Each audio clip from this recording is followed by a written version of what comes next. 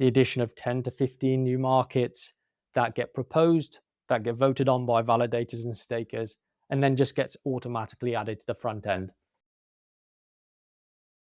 Welcome to the Staking Insider podcast, where we explore the frontiers of staking. My name is Mirko. I'm the CEO and co-founder at stakingrewards.com, and today we are speaking with James Hallam, Head of Business Development at the dYdX Foundation.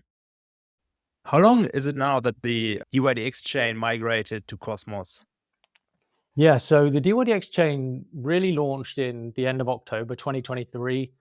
It was really a kind of, 18-month, 24-month long period by which the dYdX trading, the core product development team, really focused on building this out. Maybe if I can take a step back and kind of give the audience a bit of a kind of history of dYdX. So dYdX is a decentralized exchange. It's a derivatives platform founded in 2017 by Antonio Giuliano, who was really a former software engineer at Coinbase and Uber. And it was really initially focused on offering kind of margin crypto trading, lending, and really borrowing services over Ethereum layer 1. And really dYdX has kind of evolved from that point, primarily to focus on perpetual trading. It was really one of the platforms to utilize Starkware ZK proofs for security and privacy, and really kind of pioneered this kind of perpetuals on a layer 2. And that's already like 3 years ago or Yeah, something, right? Yeah. exactly. So it feels like a long time ago, but you know what it's like in this industry, things kind of move quick. So yeah, fast forward a year later, I mean, at the start of 2022, there were really plans on building this kind of Cosmos app chain out. Antonio was really a pioneer in thinking, look, this kind of Cosmos SDK L1 would offer, I guess, the users a better user experience and product than what we currently had. And so, yeah, this launched in October 2023. It was really deployed by the operations sub DAO in the dYdX ecosystem, which I could talk on a bit more detail as we go on. But ultimately, it's a Cosmos app chain based on the Cosmos SDK, a fully open sourced, fully decentralized application with an off-chain order book and matching engine that really has brought kind of a raft of features to the global crypto ecosystem. That's awesome. And I think it's like one of the only DEXs that has a fully decentralized order book now, right? Yeah. Yeah, absolutely. That's correct. And I think, there are a number of decisions that kind of came to fruition that enabled that. I mean, really, I guess for us moving to Cosmos, having this kind of fully customized experience that we could really control is kind of like a real priority for the dYdX product team. And having this kind of off-chain order book and matching engine really enabled us to kind of have this throughput that professional traders and users need. So really excited about the kind of progress we've made over the last 18, 24 months. And yeah, looking forward to diving into this convo. Awesome. So like if you kind of look back at the migration now to like becoming a Cosmos chain, a layer 1, how did that pan out? Like what were your expectations and like have they been met? And yeah, would you do it again or what's your resume? Yeah. Yeah, I mean, I think one thing that Antonio and the trading team have been very public on is actually the reason that they moved this way is because it gave users the best product experience and the best user experience. I think the build out was very technical and it was obviously it was a very long time, 18 to 24 months. I think we were lucky in a position that dYdX was a kind of a blue chip brand. It had good product market fit in the L2 perp space. And so at that period of time, the competition, I guess, it wasn't kind of extremely high and pushing. And so it enabled dYdX to kind of, maintain its current L2 product, but really focus on building out this Cosmos dYdX chain. And so I think where we are at the product today, it definitely has played out as we'd hoped it had. The product experience, I guess, isn't 100% and what the users would want, I guess, at this stage, but we're still early on. We're only 3.5 months post launch, and it's something that we're really prioritizing over the next few months. What we have seen, though, is lots of volume coming through the chain, good user experience, and I think that is really clear that the Cosmos narrative was the right one at the time, and we're really pleased how it's playing out for now. Awesome. Yeah, I mean, there was a big headline in December last year, 2023, where like dYdX passed, I think, Uniswap on a daily volume or something. So it would be great to dive into that a little bit later as well. But now maybe we can dive a little bit deeper into like the purpose of staking in dYdX, because now it plays obviously a huge role for dYdX. And what is actually the role of validators in like maintaining a decentralized order book, and what's the purpose and what's the vision for this infrastructure? Yeah, I think the purpose of staking dYdX really as a kind of high level is to secure the dYdX chain, build both economic and chain resiliency, and really align the interests of validators with the users of the chain, primarily obviously through staking collateral. I think by staking these dYdX tokens, participants contribute to the block production of the dYdX chain and receive rewards for doing so, right? It allows validators to propose blocks or attest other validators' blocks, earning rewards for their participation. I think this isn't a new concept, but evidently for the dYdX ecosystem, it was. And really, I think overly highlighting that the purpose of staking dYdX is to secure the chain. I think there's this obviously common conception that, especially in the dYdX ecosystem, it was kind of like risk-free yield to an extent. And I think really it's really over highlighting to the dYdX ecosystem that a primary purpose of this is to really secure the chain and obviously, earning some rewards from that. Today, I guess, like if you head to staking rewards, you can really see really cool charts on staking performance over time. That's kind of mapped with dYdX token price. I think that's a really cool chart that you guys have produced. And it kind of gives you an annualized staking rate that you can clearly see. I think today, having a look at it, it was 16.75%. So yeah, pretty healthy amounts. And I think one really important part here is, this reward is in USDC. And so users can stake their dYdX and earn USDC. I'll touch on that a little bit later as well. But I think that's probably the main benefits for users of staking dYdX. What are the roles of kind of validators on dYdX chain? I think we touched on this a little bit above, but validators on the dYdX chain run kind of an in-memory order book that is never committed to consensus. Orders are placed and cancellations will be propagated through the network, similar to normal blockchain transactions, basically, ensuring that orders are kind of placed and cancellations will always make their way through the network. I think one thing to doubly highlight as well is the order book that each validator stores is eventually consistent with one another, right? So on a real-time basis, orders get matched together with the network, and then those resulting trades are kind of like committed on chain each block. And I think today, block times are around kind of like 1 to 1.2 seconds, so pretty quick there. I think how this kind of works conceptually and specifically is if you kind of like want to touch on new order placement. So when a trader places an order, say a buy-sell order, it's initially routed to a validator who kind of disseminates or technically kind of gossips the transactions to other validators, really to keep the order book up to date. And I think this really contributes to kind of this higher throughput while maintaining kind of the decentralization that we're really keenly focused on. I think this isn't a new concept, though. I mean, ultimately, this is kind of work similar to other common BFT proof of stake protocols, allowing the delegates to stake to a number of validators they choose. But I definitely don't think kind of it's an overstatement to say that validators play, an imperative and crucial role in the dYdX chain. They've currently 60 validators that are active, with a number of kind of inactive still looking to make their way to the active set. I think the minimal staked amount to get into the top 60 is around 100,000 dYdX at the moment. It's pretty competitive. There are definitely some validators that are kind of heavy stake weight at the top, kind of top 8 or so have quite a significant amount of weight right now, but definitely looking at ways we can, I guess, decentralize and improve that kind of stake weight over time. Yeah. And can you walk us through like how does it work from the user flow when someone logs into dYdX and then they place an order? This order is basically like picked up by one validator and then propagated in the network, and then all validators store this order basically, and then that's updated every block. Is that correct? Yes, correct. Yeah. Awesome. Cool. So like basically like if you trade on dYdX, like every order is like kind of maintained. So the validators are basically the owners of the exchange. They fully maintain it.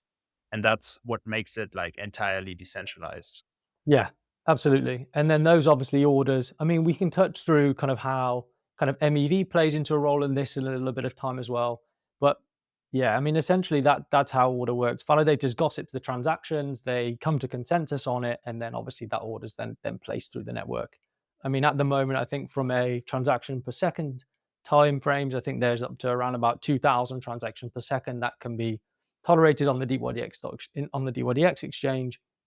And so, yeah, we're really, I guess, like bullish on the future as volumes and users and fees get generated. I think, we definitely got the capability, and the validator set that are currently active on the dYdX chain is pretty strong with that. So pretty excited.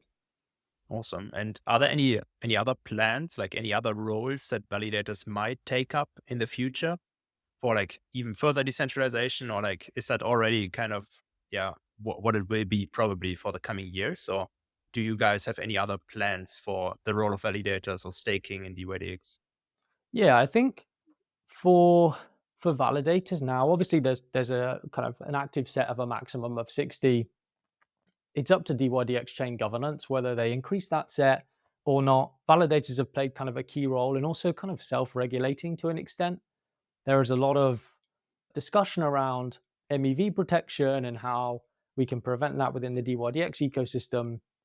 And so there are things like this kind of MEV council where it has some kind of external validators and external teams thinking through like evaluating different metrics, having a clear understanding of, there's this current dashboard currently by Skip, which kind of really has a detailed understanding of metrics which validators can really look into. There is this kind of idea of, for the dYdX ecosystem, there's no validators technically should be operating within the US. So we encourage validators to kind of migrate to kind of different regions. And so, yeah, I think looking into the future, there are definitely different roles validators can play. There's been a lot of validators that have been contributing to the dYdX ecosystem. There is this kind of foundation delegation program whereby the dYdX Foundation delegates some of its balance sheet to validators who have been contributing positively to the ecosystem. But as of now, yeah, that's really their primary role, is kind of the stability and security of the network, and definitely see them increasing in responsibility as time goes on. Awesome. Yeah, and it's obviously like a kind of juicy reward rate as well that's coming entirely just from like the trading fees in the network. I think like just 1 week ago, it was at like 43%, like the daily annualized rate, which is then entirely paid out in USDC. So there's no kind of newly minted inflation or something. And how do you see that play out? Because that's obviously like a very attractive rate for validators and for delegators as well. Do you think that's continuing to increase, or Yeah. I mean, it's a great point. I think that's a really healthy reward rate. I think it's evidence in the sense that the market is really picking up as well. I think just volumes in the dYdX chain went from averaging 500 to 800 million in daily volume to now kind of like 1 to 2 billion in daily volumes. Cumulatively, I think we've seen around 62 to 65 billion dollars in trading volume since inception, which is honestly a great achievement considering it's only 3 to 4 months old. So yeah, I think the product itself has really been a number one focus, and meaning that stability and reliability are P0s to the dYdX trading team. I think for us, there definitely needs to be, I guess, a greater focus on sort of a go-to-market strategy to really see those trading volumes increasing. And we're optimistic that that kind of does increase in the coming months, both with the product, I guess, that's currently live, and also the increased push and go-to-market strategy that we're kind of having. I think in some sense as well, there's an increased offering of the staking services. So liquid staking is now live. We have different players coming into the ecosystem like Stride, Quicksilver, and Persistence, all coming essentially to allow token holders to stake their tokens. I think this alone encouraging more staking, increased security and utility whilst kind of preserving liquidity is something that's important, and potentially we'll see that staking percentage go up over time as well. yeah, that makes sense. And then you mentioned, so there's also the governance. So the dYdX token itself, it's a staking token and governance token, correct? Yes, that's correct. So currently, it's kind of it's got a lot more. So this new token, the dYdX Chain Native token, has more utility than, say, the dYdX V3 token has. This dYdX token is used in trading rewards. You can obviously stake the dYdX token to earn USDC, and then obviously you can then vote with that dYdX token as well. There are other pretty cool things that you can do with dYdX, such as kind of propose new markets and things like that. But it might be something that we touch on a bit later on, which is a good new utility of this token. Awesome. Yeah, like how does that work? So someone can kind of propose new markets if they have a certain amount of dYdX tokens. So Yeah, yeah, absolutely. So historically, dYdX and new market additions have really been it's always been a kind of governance up to dYdX chain governance. But on the V3 side, because the focus really was on building the dYdX chain, the kind of capacity to think through the Oracle prices, think through, how does dYdX chain governance add new markets efficiently and smoothly was always difficult. And so what's happened now, there's this new market widget that's live on dYdX.trade. Users who have, or traders who have 2000 dYdX, and that has to be unstaked, can go to the front end of dYdX.trade, click add a new market, and there's kind of a predefined list of markets that have certain characteristics. So, like 6 stable Oracle sources are on certain exchanges and things of that nature. And so, the dYdX governance community have really been active in proposing these new markets. And so, I think over the last month, there's been around the addition of 10 to 15 new markets that get proposed, that get voted on by validators and stakers, and then just gets automatically added to the front end.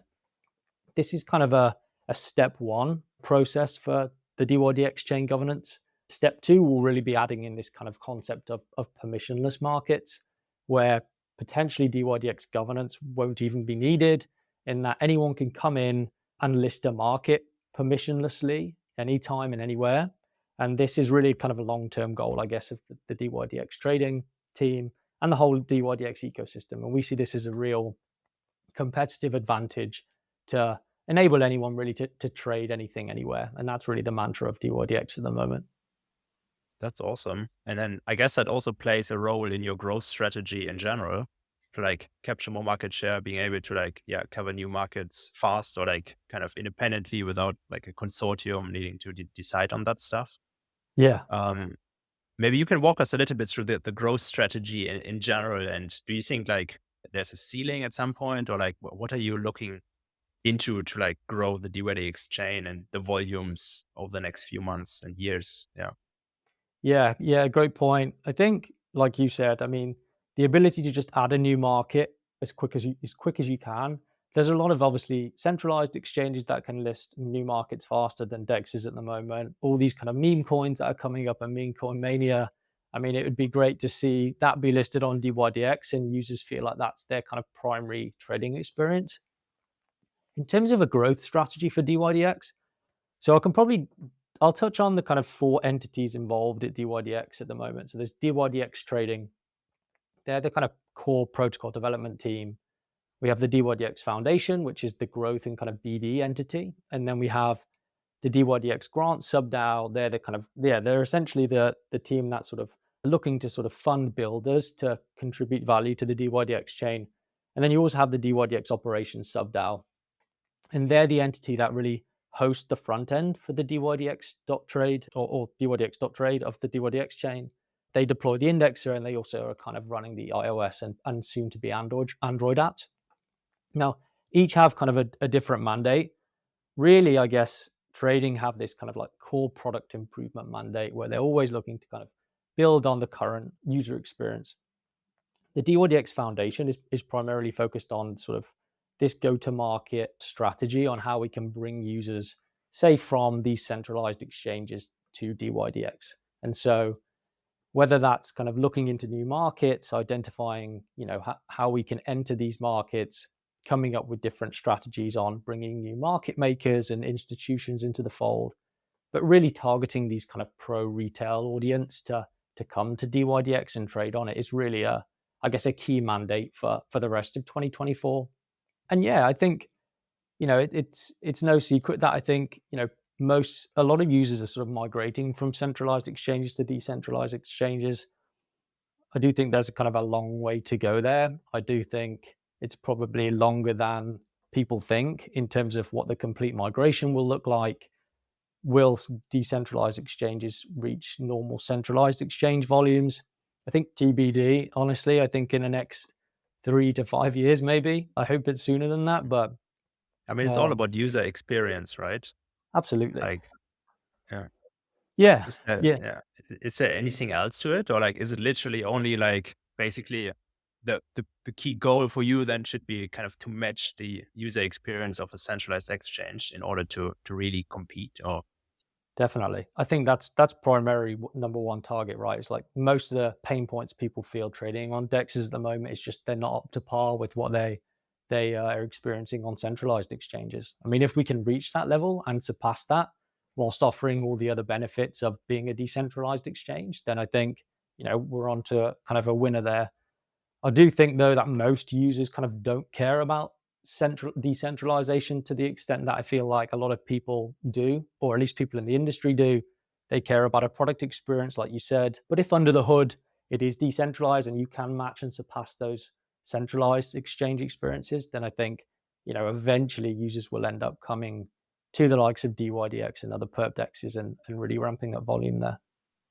mhm. And then the benefit of decentralization is like basically theoretically anyone could like host another front end for it, right? So it's like composable in that sense. So do you think this will be a part of the strategy at some point? Yeah, 100%. I think, what the foundation are really focusing on is how can we identify different platforms, different individuals, different teams to build different front ends, build different aggregators, potentially run other indexes in the future, but really helping to, I guess, increase resiliency of that network. We've seen that in different protocols. Obviously, Uniswap have a lot of front ends, but yet to see many perp dexes in that sense, like have multiple front ends. We are in touch with a number of different platforms, whether it's aggregators, trading bots, different front end providers, to really look at sort of hosting different interfaces, whether it's similar interface that's currently kind of been live, which is quite complex. If you use dYdX.trade, you'll kind of understand that it's primarily focused on sort of this pro retail audience. But for example, Uniswap, they've had different teams build a simplified version or a more complex version of Uniswap. I think that's something that we'll try and focus on as well. Is you know can different teams, such as you know reputable teams like Osmosis, think about running a dYdX front end, a simplified version, if it's just having like 1 to 2x leverage, only certain pairs, and can they sort of customize this experience? I think dYdX chain governance is thinking through strategies here. Like, how do we evaluate the benefits of these? How do these guys think through their business models? Is it through an affiliate share? Is it through a charging a basis point or two on top for the users who use that front end? I think we're still early in that cycle, but it's definitely something. A part of our strategy going forward is focusing on, look, how can we get reputable teams, reputable aggregators start thinking through developing a front end. The other side of that is, there are also other teams building regulated front ends. There are a lot of institutions still today that require a lot more like legal sensitivity than just being onboarded through dYdX. We have these conversations all the time. They require kind of clear sort of structures to be able to onboard, and sometimes we can't offer that, which I think is fine. But I think in the future, then the likes of these regulated front ends, may be able to come to fruition. I think that's a definite healthy spot for the dYdX ecosystem. Awesome. And you mentioned now like kind of the integration with like other dexes or like potentially, I don't know, Osmosis building like a kind of a perp version using dYdX chain. And that could also be like for other dexes. Like, what's the like, what is your positioning in the market? You think? Because obviously there's like kind of there's the big dogs like on Ethereum is Uniswap. It's like the leading AMM, and then Solana, I guess it's Jupiter, and then like on Cosmos it's Osmosis. And where does dYdX fit in exactly, like between the ecosystems and between like the different offerings as well? Yeah, it's a good question. Honestly, I still think we're working that out. I definitely think dYdX as a platform has product market fit, and it's clear that from being 3 months old, for not having kind of an optimal trading experience, we're still like roughly routinely as the number one perp dex that's out there. I think there's this kind of now changing narrative in that because we're a fully permissionless app chain, in a sense, we've now kind of turned into this kind of infrastructure chain. Whereas before we were very much this kind of segmented, very specific lane L2, where a lot of users couldn't come in and build on us specifically. I think that's probably a narrative that we're seeing more of, is that dYdX is going to become this kind of infrastructure L1 where anyone can come and build what they want on top of dYdX in their own version. Like today, I think with the software that's currently live, we're still restricted in terms of what people can do to that. So, for example, Cosmos is not enabled yet. We need to be able to start to think through sort of how users can then potentially charge a basis point or two on top of the protocol. I guess that's really like an important narrative for us going forward. Where we sit in the ecosystem, look, I think competition's super healthy, and I think there are a lot of players out there who are continuing to push the boundaries of like what's achievable with very small teams. I think that's definitely helping push dYdX in terms of a positive direction of innovating faster, changing different things based on user feedback, adding in kind of some kind of like vault structures, adding in this permissionless markets, just having a really better understanding of the wants of the user. I think that's something that dYdX has definitely sort of improved on, I guess, over the last 3 to 6 months, and are really rapidly changing strategies based on this feedback. Yeah. And obviously, like, yeah, there is quite some competition in the DEX market, but it's also like there are some leaders, right? And it's almost like, do you think the DEX market is like a winner takes it all for like different positioning, or how do you see that? Because it's not like there's no jurisdictional advantage or something like in like Coinbase, they have a huge market share in America, and then Binance for everywhere outside of America and so on. There's these Yeah. considerations, but for DEX, that doesn't really apply, right? So it's more all global market. Yeah, it's global market, but honestly, I think regulation does play a part in that, and I think that dYdX has always taken a stance of being fairly pro regulation and really. So, for example, we don't offer dYdX.trade isn't available through the front end to say US users, Canada users, UK retail users, and so we've always kind of played along those lines of being very, very careful and sensitive and sensible, sorry. But agree with you. I think honestly, I think there's going to be a lots of competition and competitors out there. Do I see it as a winner takes all? Honestly, I kind of largely do. I think it will play out similarly to sexes in the end. I think there will be, you know, the Coinbases and Binances of the world. Don't get me wrong, but I do think that dYdX is playing the long game and has always been very patient, building in the background. We've got an extremely talented group of engineers and team members. And so definitely hope and are ambitious for us to sort of take that market and take the market share. For us, real North Star is weekly active users. And as kind of the markets progress, we've seen our active users grow. But you've obviously seen that elsewhere as well. You've got the hyperliquids and the Avos of the world now who are coming up in the market. They're offering competition there. They've got a lot more users than dYdX have right now. And so, offering this healthy competition is definitely been interesting to see.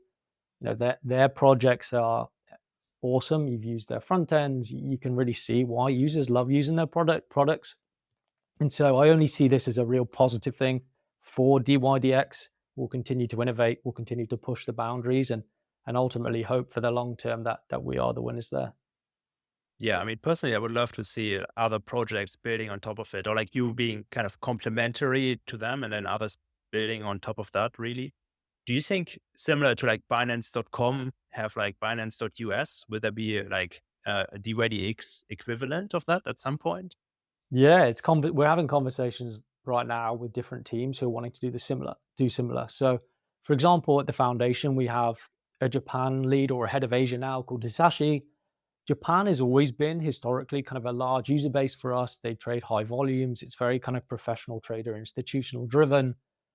People are interested in hosting a dYdX kind of .trade or dYdX.Japan front end. And in Japan, there's different sets of regulations than there are in, let's say, the US, the UK, and anywhere else around the world. So it's being really clear of like, if users or people decide to run a front end and it's endorsed, let's say through dYdX governance or however they want to do so, I think it's being really clear that one, like these are potentially safe and not malicious to use.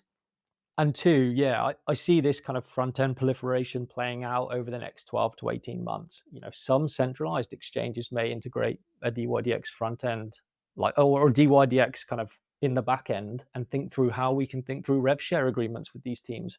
I think there are different things that are going to come to the surface. These aren't conversations we're kind of having now, but I do see in the future, if the perp DEX market share continues to grow and take things from centralized exchanges, then I'd love to see potentially, a centralized exchange host a front end with the dYdX chain in the back end. I mean, that'd be super interesting for us. So we're definitely interested in exploring these options, and we'll continue to kind of push the frontier there. Yeah, that would be great, really, if like actually some of the DEXs not like being outcompeted, but actually adopting like or like just starting to build on top of the DEXs. Yeah, that would be really exciting. Cool. Yeah, James, thanks so much for the conversation and all the insights. I'm really excited for dYdX and what's coming up in the next few years. And also, yeah, the staking is such a unique model. Super exciting to see how this all pans out right now. And yeah, is there anything else you would like to share, or like how can people get involved in the ecosystem? Yeah. Yeah, thank you very much for the time and the invite. Yeah, really enjoyed the conversation. I think if anyone wants to check out anything that's going on the dYdX ecosystem, so they can check out the new, I guess, dYdX chain front end, which is at dYdX.trade. They can come and engage in the conversations around governance on dYdX.forum. This is where all the validators, all the endorsed delegates, all the other contributors are and grantees. And then, as usual, kind of our Twitter handles are dYdX or dYdX.foundation. And they can kind of come check us out on Discord. There's a lot of the team and community members throwing around great ideas, and would love to kind of have new community members come in and contribute value there. Awesome. Cool. And yeah, for everyone listening, if you want to see like the daily reward rate for dYdX based on the volume, just go to stakeandwards.com. On the dYdX page. You always see like what's the staking reward there. And in that sense, James, thank you so much. It's been a great conversation, and speak soon. Speak soon. Thank you.